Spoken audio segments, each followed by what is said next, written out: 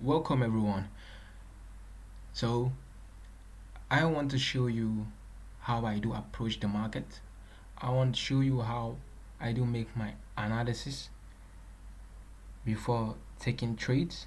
Okay. So without wasting much of your time, the first thing I do is look at the 4 hour time frame. I don't joke with this time frame. The 4 hour time frame is a wonderful time frame. I love to trade in this time frame. As a day trader, I find this time frame very interesting. So before trading, I try to look at what has the 4 hour time frame been doing.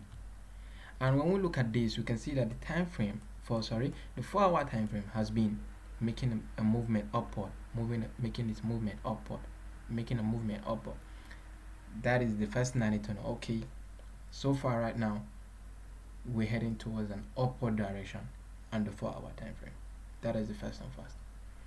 Secondly, is that I will look at, okay, if the 4 hour time frame is going to keep moving upward, what is it likely going to reach out for? Is there any a double top? Is there any level that I can use as a liquidity point, as my target? This is the second thing I look at for. So if I want to trade now, for example, I use this level right here. This type of level is a level whereby it could be an easy target. You can see that play right there is a double bottom right it's a double top right there. So that is an easy target for me. So I know that, okay, if price wants to be going higher, we could easily reach out for this guy, and then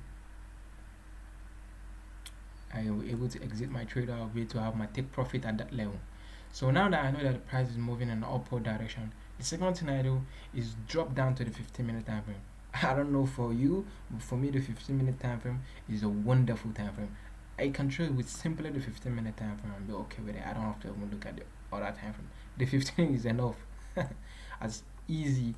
The 15-minute time frame is that powerful time frame whereby if you're able to study, you know that you can easily know the high of the day, the low of the day, the high of the week, the low of the week. You can simply know that just with the 15-minute time frame. So that's why I find the 15-minute time frame to be a very interesting time frame. So back to what I was saying. So if I'm to go long, now that I've known that, okay, we'll be moving towards an upward direction. So what I love to see is that I love to see a double bottom forming, and then I want to see price trade below the double bottom, and then I want to see price trade back above the double bottom, and that is my trigger right there. We know that, okay, you've got my attention, and I'm gonna have my trade on. So in this particular trade right there was that we have this double bottom right there, that guy. So when this double bottom formed, I waited to see how price is going to treat it. Obviously price will take it out, and I'm looking to go long. You see, the first thing first is to have a clear direction of where this market is going to, so that if you have any pullbacks, you won't be shaken by a pullback, especially if you understand how to read, if you understand the order flow. You won't be shaken by just minor pullbacks or any pullback. You understand that it's just a retracement to actually even go long. Again, I'll add more position to it. So the first thing first is that, okay, since we've taken out this double bottom, I want to see price trade back above this level right there. And when price trade back this level right there, I love to see price come back and make a retest to it and start making its movement. So the moment we trade back above here, I'm done with the 15-minute time frame, and I drop down to the 5-minute time frame, which is where I put on my own position. So the moment we trade above it, I have my pending order right at this level, not exactly at the level, just slightly above it, and then I have my pending order and I have my stop loss just below this fair value gap right there, because at times where price will actually gravitate to this fair value gap, or this guy right there. You can see price actually tap into this fair value gap right there, but then I have my pending order at that level and my stop loss below here.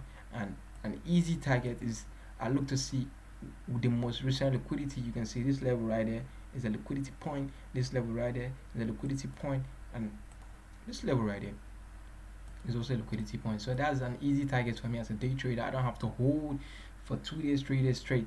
I will able to hold this level. I know I'll be able to get these levels in a day. Okay, especially this type of displacement, which indicates price will start making serious movement with less pullbacks. So that is how I try to approach the market using my 4-hour time frame, 15-minute time frame, and the 5-minute time frame. There are people that can go 4 minute, 3 minute, 2 minute, 1 minute, even the seconds chart, and are making money from it.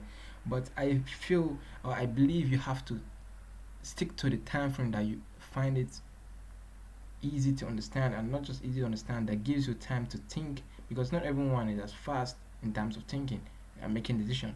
The 5-minute time frame allows me to think carefully and also make my decision in a calm manner.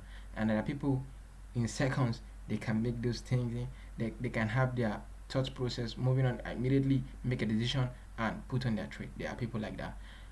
But for me, the 5-minute time frame is I love it so much. That is my time frame for my entry. So some of you could actually be very good at putting on trades and actually very good at making analysis, but probably the time frame where you're using for your entry is actually where you're getting it wrong.